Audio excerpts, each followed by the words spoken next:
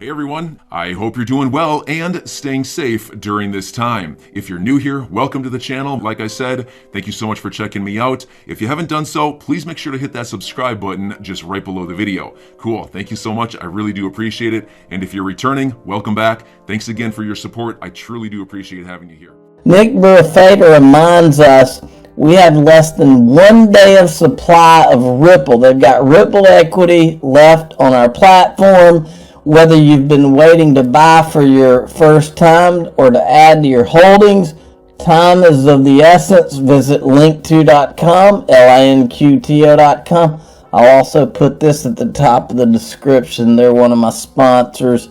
Okay, but you look, that ship's gonna, in my opinion, that ship is going to be to sail and be sold before you know it. And people, there's going to be a day, in my opinion, that people are like, you were able to buy Ripple? You bought Ripple stock back then? Are you kidding me?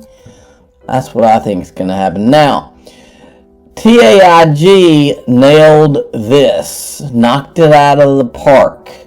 The same people we now know. Now, yesterday, I think, as I've said, and look, I don't want to keep picking on Warren Davidson, but I do have to cover a few things before we leave it behind.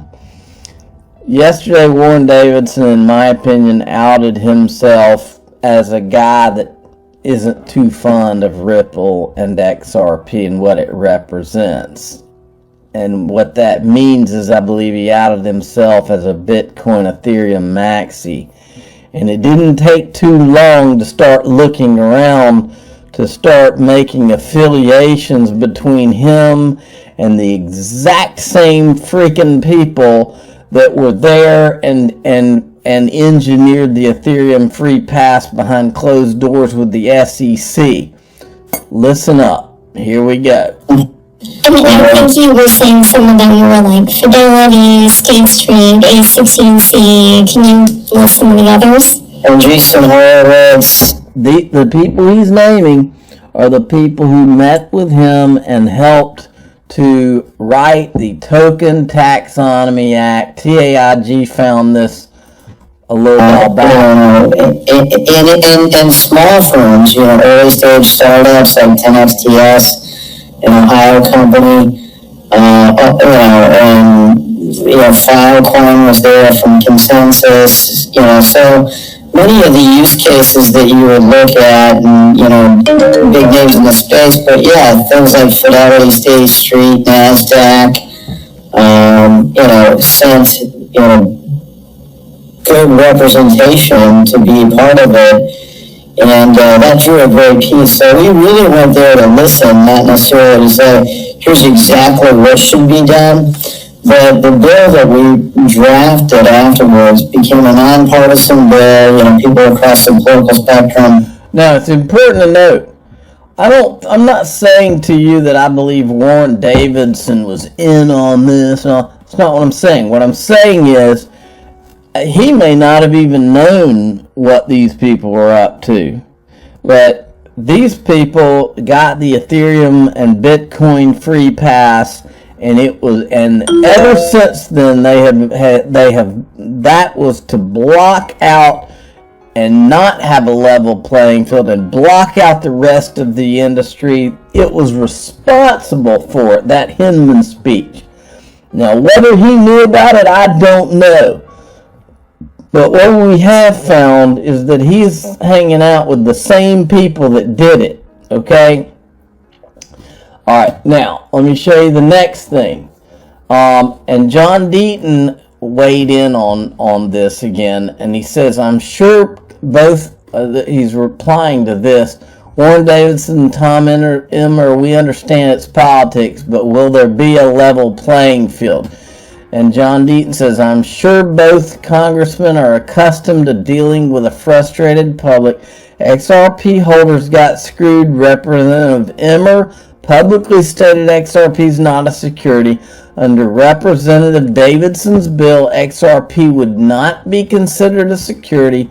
I remain confident an inquiry into the SEC will be made. And I said, I look forward to that SEC inquiry. So now, look, here's the important thing, folks. Regardless of what Warren Davidson knew about those people, that those were the same people, the Enterprise Ethereum Alliance and all that, regardless of that, he now knows. That's what's important. So what does he do from here? John Deaton has put all the evidence of what's going on into his hands. What does he do now? That's what matters, because that is going to let you know exactly who this congressman is. And here he is again. I missed this when TAIG had put it out. That guy right there, I was pretty sure that's that Pat guy from Consensus. This guy, I thought this circle was for this guy, but I don't think it was. This is Ryan Selkis. We know who that is. This is the guy I missed, because that, folks, is somebody you might remember. It's Steven Narioff, this guy, okay? I'm not worried about this, because I think you may have been just joking. I'm not sure. I said it's not looking good at all, because I'm about to remind you who Steven Narioff is. Narioff is the guy in this clip. He's the guy who told the story of how he's the one that created this narrative of Ethereum as crypto fuel, and that they were working with the SEC in 2014 to figure out a way to make this thing not be a security. Watch. But he said to me, the problem is our lawyers are telling us this is an illegal securities offering. Now, I want you to think about something here. In the Ripple case right now, Brad Garlinghouse and Chris Larson, their attorneys gave them a letter, or gave Chris Larson, I think, a letter, basically saying they didn't think it was a security. These guys and the SEC was trying to scrutinize the SEC if it had been advice that it was a security, Chris Larson and them would be over a barrel. These guys at Ethereum did get advice that Ethereum was a security, and the SEC is doing nothing to them. Alright, listen to the rest of this. So I was charged with trying to figure out a very simple thing. Raise money and not go to prison. Right? Orange is not my best color, by the way. So we were he held off we started like wolves, right? I mean, the founding team of Ethereum wanted to move. And one of the guys actually said to me, I don't really care about prison, I'm a Canadian citizen. And I said, can we somehow say that this is... And by the way, we know that both Joseph Lubin and Vitalik Buterin are from Canada. I wonder if it was one of them that said they didn't care about going to prison. Not a security, it's not a currency, but somehow this is a good baby service. Head of the SEC, the general manager, which you're aware of, if anybody's familiar with the SEC, is probably the most prolific chairman of the SEC of the last 75 years. And sheepishly the next morning said, I said, after our third drink last night, we came up with this concept, and I said we, because I didn't want to say me, and I said, can we say this is a good, because it actually forms some kind of function. If you have to send it, then you have to use this gas to send it. And I said, I'm sure it doesn't work, right? Okay, that's fine. And got a pause for about 10 seconds, ready to say that the stupidest idea was a worry.